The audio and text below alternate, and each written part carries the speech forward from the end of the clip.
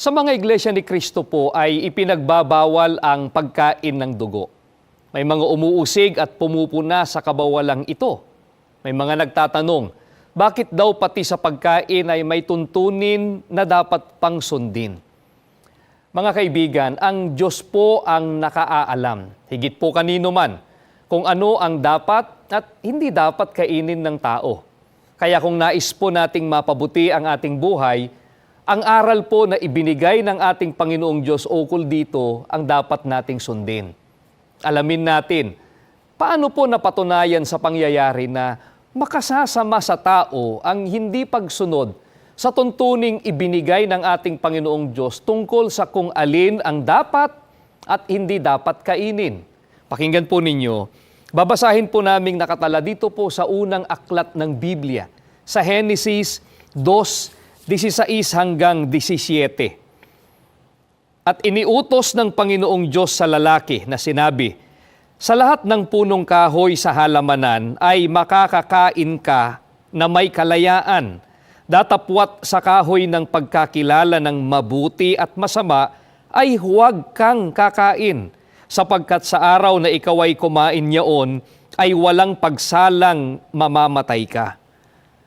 Mga kaibigan, gaya po ng binasa namin ay may ipinagbawal sa mga unang tao. Ano pong napatunayan ng mga talata na ating binasa?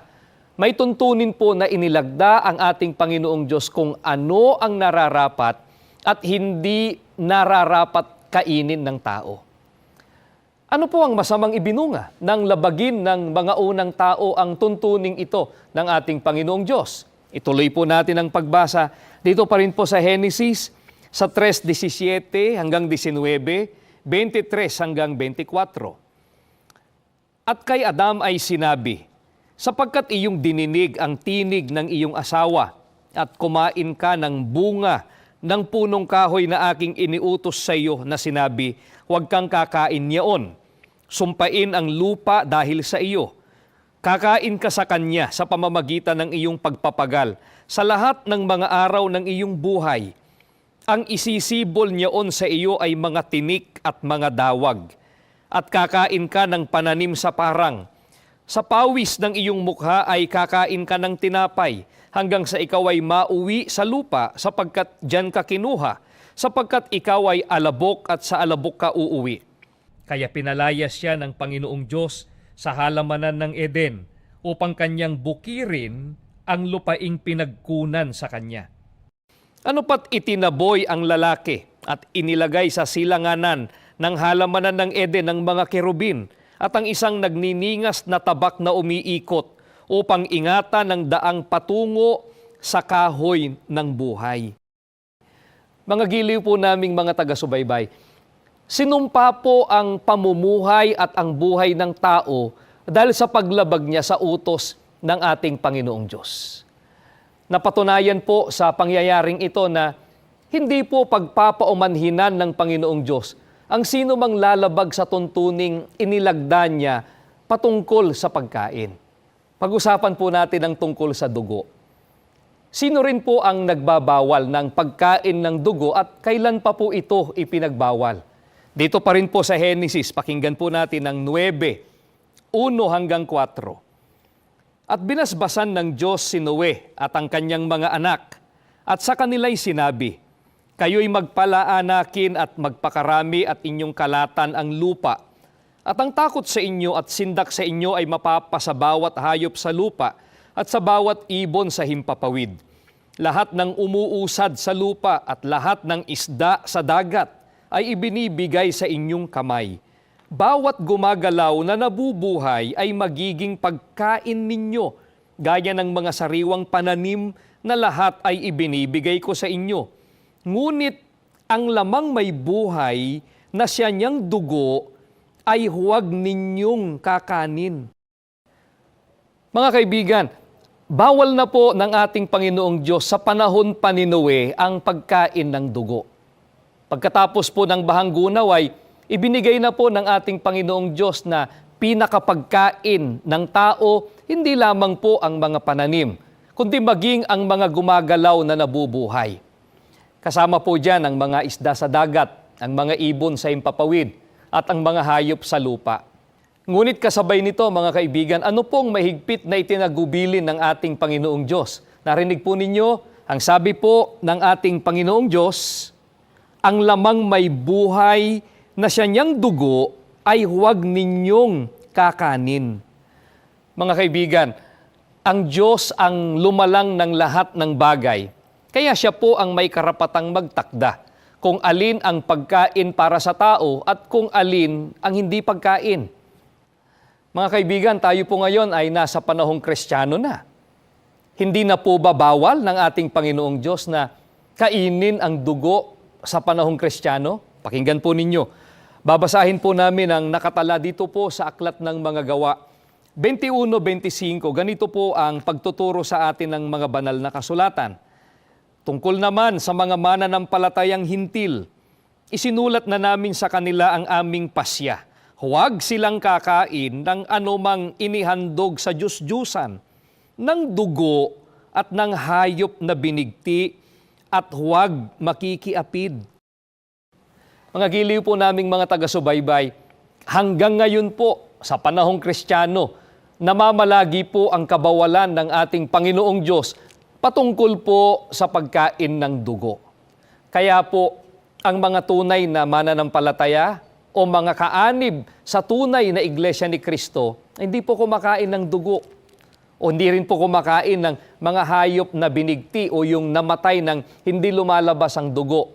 At hindi rin po kumakain ng mga inihandog sa Diyos-Diyusan, gaya po ng handa sa mga piyestang Katoliko o kaya ay ang mga iniaalay sa puntod o altar ng mga ninuno, katulad po sa relihiyong galing sa China. Mga kaibigan, ang mga ito ay hindi dapat kainin dahil bawal po ng ating Panginoong Diyos. Ang itinatanong po ng iba, anong dahilan? Bakit ipinagbabawal ng ating Panginoong Diyos na kainin ng dugo? Mga kaibigan, pakinggan po ninyo. Ganito po ang ating mababasang nakasulat sa Deuteronomio. Sa 12:22 hanggang sa talatang 23, ganito ang sinasabi.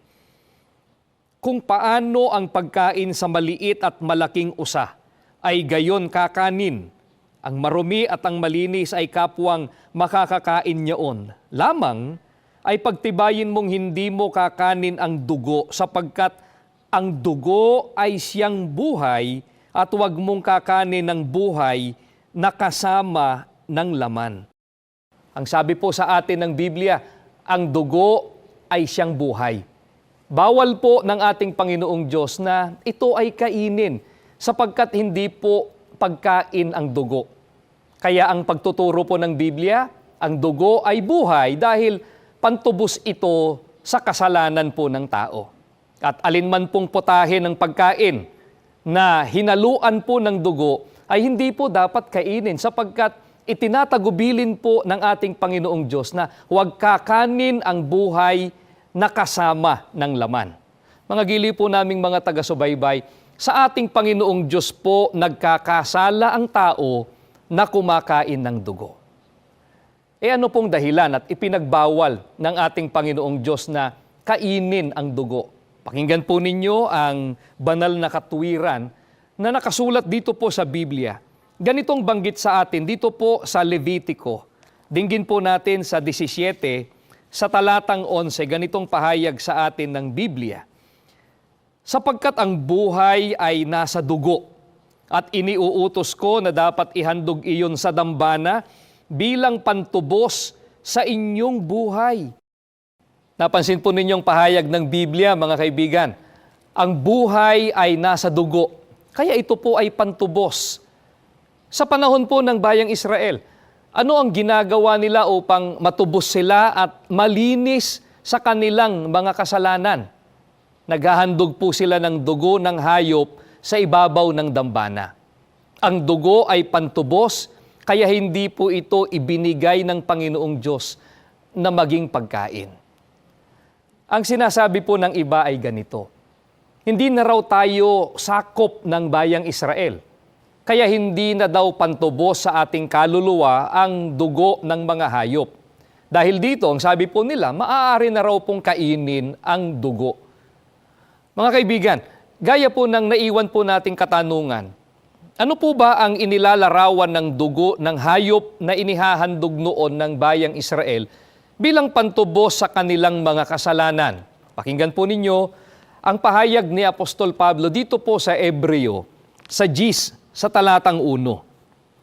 Sapagkat ang kautusan na may isang anino ng mabubuting bagay na darating, hindi ang tunay na larawan ng mga bagay, kailan paman ay di maaaring magpasakdal sa mga nagsisilapit sa pamamagitan ng mga hain na laging inihahandog sa taon-taon. Mga kaibigan, may inilalarawan po ang paghahandog ng dugo ng hayop sa ilalim ng palatuntunan ng pagsamba na nasa kautusan ni Moises sa panahon ng bayang Israel. Alin po ang mabuting bagay na inilalarawan ng paghahandog ng dugo ng hayop sa panahon ng bayang Israel bilang pantubos sa kanilang mga kasalanan? Tuloy po natin ang pagbasa dito pa rin po sa Ebreo. Ang sabi ni Apostol Pablo sa 9:13 hanggang 14, sapagkat kung ang dugo ng mga kambing at ng mga baka at ang abo ng dumalagang baka na ibinubudbod sa mga nadungisan ay makapagiging banal sa ikalilinis ng laman, gaano pa kaya ang dugo ni Kristo na sa pamamagitan ng Espiritu na walang hanggan ay inihandog ang kanyang sarili na walang dungis sa Diyos, ay maglilinis ng inyong budhi sa mga gawang patay upang magsipaglingkod sa Diyos na buhay. Mga giliw po naming mga taga-subaybay, ang pangtubos po ng ating Panginoong Hesukristo sa Iglesia sa pamamagitan ng kanyang dugo ang mabuting bagay na inilalarawan ng paghahandog ng dugo ng hayop sa panahon ng bayang Israel. Kaya ano po ang ipinag-uutos ng ating Panginoong Diyos? Kung magpapatay ng ibon o hayop ang mga tao sa kanyang bayan para kainin. Pakinggan po ninyo, ganito po ang ating mababasang nakasulat dito po sa Levitico sa 17:12 hanggang sa talatang 13. Kaya't aking sinabi sa mga anak ni Israel, sino man sa inyo ay huwag kakain ng dugo, ni ang taga-ibang bayan na nakikipamayan sa inyo ay huwag kakain ng dugo. At sino mang tao sa mga anak ni Israel o sa mga taga-ibang bayan na nakikipamayan sa kanila na manghuli ng hayop o ng ibon na makakain, ay ibubuhos niya ang dugo niyaon at tatabunan ng lupa. Napansin po ba ninyo mga kaibigan kung ano po ang pahayag ng ating Panginoong Diyos? Hindi lamang po iniutos ng ating Panginoong Diyos na huwag kakain ng dugo, kundi itinakda pa niya ang kaparaanan ng pagtupad ng kanyang utos. Batay po sa tagubiling ito na ibuhos ang dugo at tabunan ng lupa, ay maliwanag po na hindi po blood transfusion ang ipinagbabawal ng ating Panginoong Diyos. Ang tinutukoy po ng pagbabawal sa pagkain ng dugo ay ang itinakda ng ating Panginoong Diyos sa kanyang pahayag na ang manghuhuli ng hayop o ng ibon na makakain ay ibubuhos ang dugo niyaon at tatabunan ng lupa. Ang sabi po nila pagkain lang naman daw.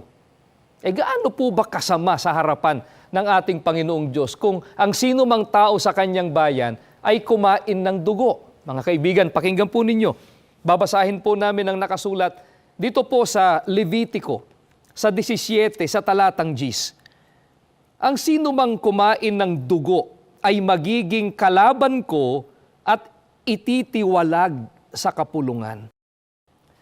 Mga kaibigan, napakabigat ng pagtuturing ng ating Panginoong Diyos sa sino mang kakain ng dugo. Itinuturing po na kalaban ng ating Panginoong Diyos ang sino mang kumain ng dugo, kaya hindi dapat manatili sa kanyang bayan. Hindi tayo dapat kumain ng dugo o anumang pagkaing hinaluan nito upang hindi tayo maging kalaban ng ating Panginoong Diyos at hindi po matiwalag sa iglesia. Mga kaibigan, huwag din tayong papayag na pakasangkapan sa pagtitinda o di kaya pagluluto ng anumang pagkain na may halong dugo. Huwag din tayong kakain ng mga inihandog sa Diyos-Diyusan at ng mga binigti. Sa makatwid ay dapat nating layuan ang pagkain ng dugo o anumang pagkaing hinaluan nito upang hindi tayo maging kalaban ng ating Panginoong Diyos at huwag mapahamak.